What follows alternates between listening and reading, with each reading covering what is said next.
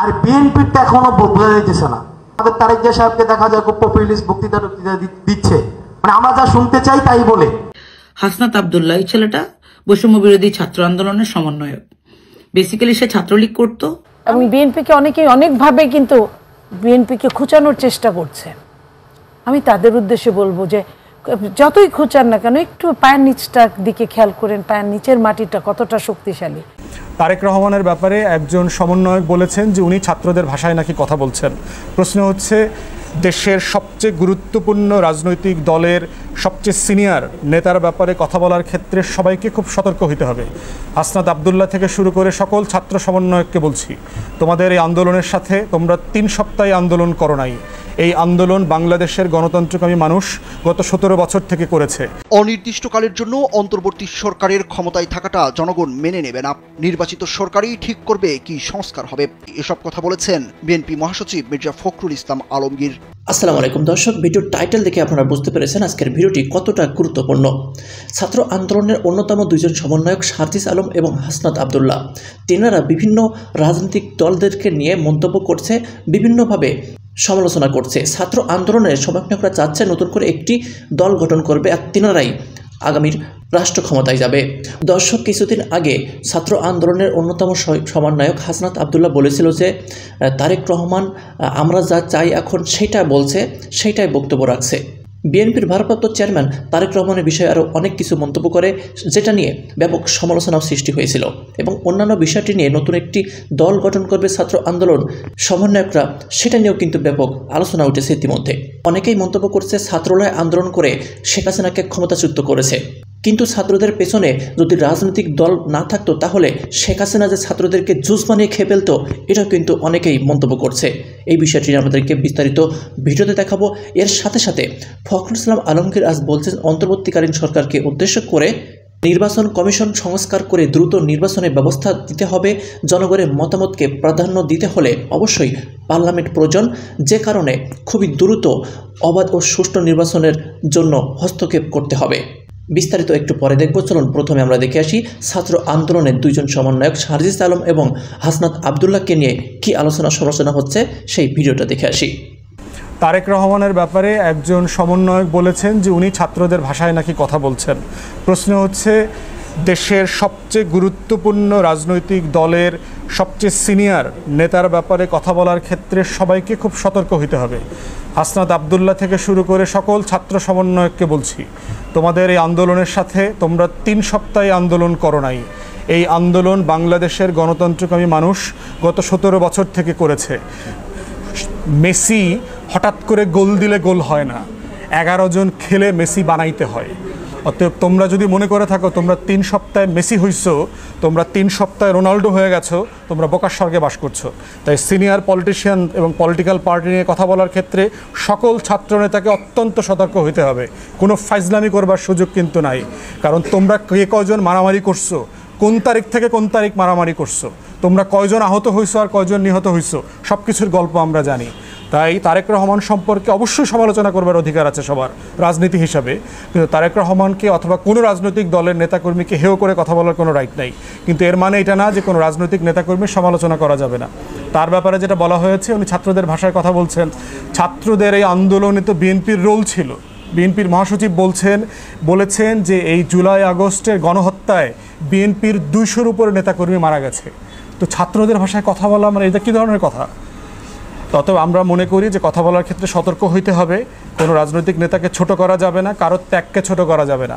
মাদ্রাসারও শত শত মানুষ শহীদ হয়েছেন, কওমি মাদ্রাসার, আলিয়া মাদ্রাসার, জামাতের, শিবিরের, হেফাজতের, প্রত্যেকের অবদানকে শ্রদ্ধার সাথে স্মরণ করতে হবে আমাদের এই আন্দোলনে। এটা কোনোভাবেই ছোট করবার সুযোগ নাই। সাংবাদিকরা দায়িত্ব পালন করতে গিয়ে 4 জন না 6 জন সাংবাদিক শহীদ হয়েছেন। ততএব প্রত্যেকের অবদানকে গুরুত্ব সহকারে দেখতে হবে।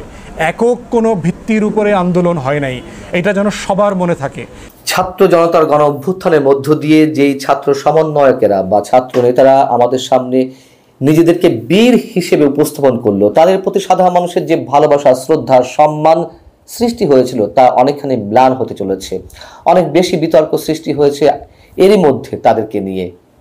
শেখ হাসিনা সরকারের পতনের পর দিন যতই যাচ্ছে ততই যেন সংগঠনটির নেতাকর্মীদের মধ্যে বিভেদের রেখা স্পষ্ট হচ্ছে, তাদের মতবিরোধ প্রকট হচ্ছে এবং তাদের বিভিন্ন কার্যক্রম নিয়ে এরই মধ্যে বিতর্কের সৃষ্টি হয়েছে, যার কারণে দেশের বিভিন্ন স্থানে গণসংযোগ বা মত বিনিময় করতে কোন ধরনের রাষ্ট্র দেশের মানুষ দেখতে চায় বা ছাত্ররা দেখতে চায়, কোন কোন জায়গায় রাষ্ট্র সংস্কার প্রয়োজন, এসব বিষয়ে মত বিনিময় করতে গিয়ে দেশের বিভিন্ন স্থানে বরগুনা, বগুড়া, নারায়ণগঞ্জ, চট্টগ্রাম সহ বিভিন্ন স্থানে তোপের মুখে পড়তে হচ্ছে কেন্দ্রীয় সমন্বয়কদের।